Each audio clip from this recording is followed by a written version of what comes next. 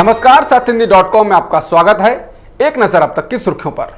लद्दाख में शहीद हुए भारतीय जवानों को लेकर राहुल गांधी ने मोदी सरकार से सवाल पूछा है कि हमारे निहत्थे जवानों को वहां शहीद होने क्यों भेजा गया। कांग्रेस के पूर्व अध्यक्ष ने यह भी पूछा है कि चीन ने हमारे निहत्थे जवानों को मारने की जरूरत कैसे की। राहुल के सवाल पर विदेश मंत्री एस जयशंकर ने ट्वीट कर कहा है, आइए हम सीधे तथ्यों की बात करते हैं। सीमा पर सभी सैनिक हमेशा हथियार लेकर जाते हैं, खासकर जब पोस्ट से जाते हैं। 15 जून को गलवान में उन लोगों ने ऐसा किया।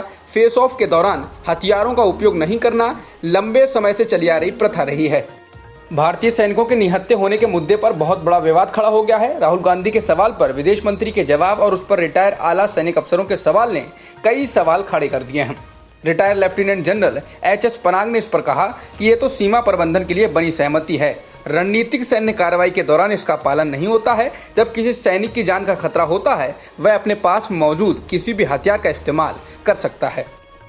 चीनी विदेश मंत्रालय ने लद्दाख बॉर्डर पर मेजर जनरल स्तर की बातचीत के बीच ही भारत को धमकाने की कोशिश की है। विदेश मंत्रालय की प्रवक्ता हुआ चुनयुंग ने कहा कि भारत की टुकड़ियों ने लाइन ऑफ एक्चुअल कंट्रोल को पार किया और चीनी अफसरों पर हमला कर दिया। इससे दोनों सेनाओं के बीच जंग छिड़ गई। भारत को मौजूदा स्थिति को गलत तरीके से नहीं आंकना चाहिए और न ही चीन की अपनी स्वायत्तता बनाने रखने की कोशिशों को कमजोर समझना चाहिए। भारतीय विदेश मंत्रालय के प्रवक्ता अनुराग श्रीवास्तव ने कहा कि भारत का कोई भी जवान झड़प के बाद लापता नहीं है। ये सेना के द्वारा साफ किया जा चुका है। इसके साथ ही उन्होंने कहा कि दोनों देश आपस में घटना को लेकर संपर्क में हैं। व्हाइट हाउस ने कहा कि अमेरिका के राष्ट्रपति डोनाल्ड ट्रंप पूर्वी लद्दाख में भारतीय एवं चीनी बलों के बीच हुई झड़प से अवगत हैं और दोनों देशों के बीच मध्यस्थता को लेकर अमेरिका की कोई औपचारिक योजना नहीं है।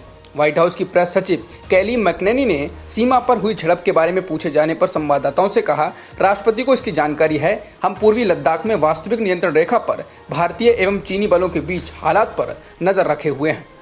Delhi Meerut semi high speed rail corridor का ठेका एक चीनी कंपनी को देने पर कांग्रेस महासचिव प्रियंका गांधी वाड्रा ने मोदी सरकार पर जोरदार हमला बोला है। प्रियंका ने गुरुवार को ट्वीट कर कहा कि हमारे 20 जवान शहीद हुए हैं। ऐसे में केंद्र सरकार को मजबूत संदेश देना चाहिए, लेकिन सरकार ने Delhi Meerut semi high speed rail corridor का ठेका एक चीनी कंपनी को सौंपकर घुटने टेकने जैसी रणनीति अपनाई है। प्रियंका ने कहा कि तमाम भारतीय कंपनियां भी इस कॉरिडोर को बनाने के काबिल हैं। बता दें, ये कॉन्ट्रैक्ट 1126 करोड़ का है। भारतीय रेलवे ने चीनी कंपनी से अपना एक करार खत्म कर दिया है। 2016 में चीनी कंपनी से 471 करोड़ का करार हुआ था, जिसमें उसे 417 किलोमीटर लंबे रेल ट्रैक पर सिग्नल सिस्टम लगाना था। इससे पहले सरकार ने BSNL और MTNL को निर्देश दिया था कि वो चीनी उपकरणों का इस्तेमाल कम करे।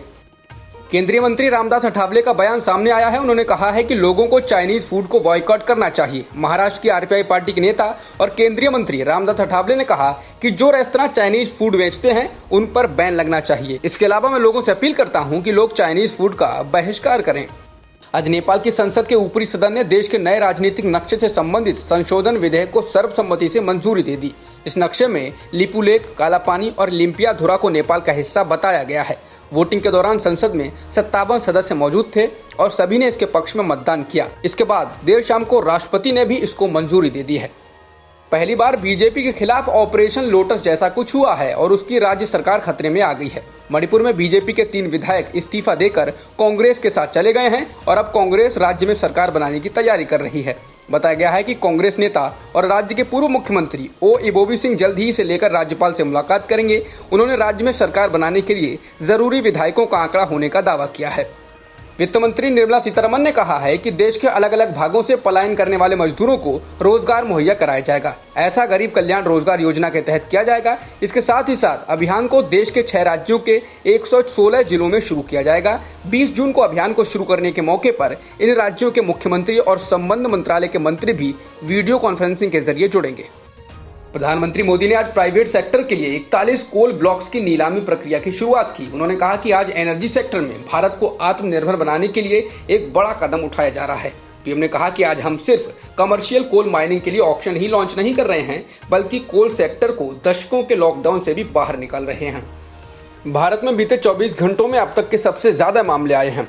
स्वास्थ्य मंत्रालय की वेबसाइट के अनुसार एक दिन में 12,881 नए मामले मिले हैं और 334 लोगों की मौत हुई है, जिससे कुल संक्रमितों का आंकड़ा 3,66,000 को पार कर चुका है और मरने वालों की संख्या 12,237 हो गई है। फिलहाल सक्रिय मामले 1,60,000 से अधिक हैं। सुप्रीम कोर्ट के आदेश के बाद आज केंद्र सरकार ने सभी राज्यों को आदेश दिया है कि वो उन सभी डॉक्टरों और स्वास्थ्य कर्मियों की सैलरी को समय पर दें जो कोरोना मरीजों का इलाज से संबंधित काम कर रहे हैं। अगर ऐसा नहीं किया जाता है तो इसको एक अपराध समझा जाएगा। बता दें, बुधवार को सुप्रीम कोर्ट ने केंद्र को कहा था कि वो सभी राज्यों और केंद्र शासित प्रदेशों को इस बारे में निर्देश जारी करें। दुनिया भर में 83,67,000 से ज्यादा कोरोना संक्रमण के मामले आ चुके हैं और अब तक 4,49,000 मौतें हुई हैं। इसके अलावा 44 लाख से ज्यादा लोग ठीक हो चुके हैं। जॉन्स हॉपकिंस यूनिवर्सिटी के मुताबिक अमेरिका में 21,63,000 से अधिक पॉजिटिव केस आ चुके हैं और 1,17,000 की मौत हो चुकी है। वहीं ब्राजील में 9,55,000 से ज्यादा लोग संक्रमित हो चुके हैं और 46,000 से अधिक लोगों की जान जा चुकी है। अब तक की खबरों में बस इतना ही।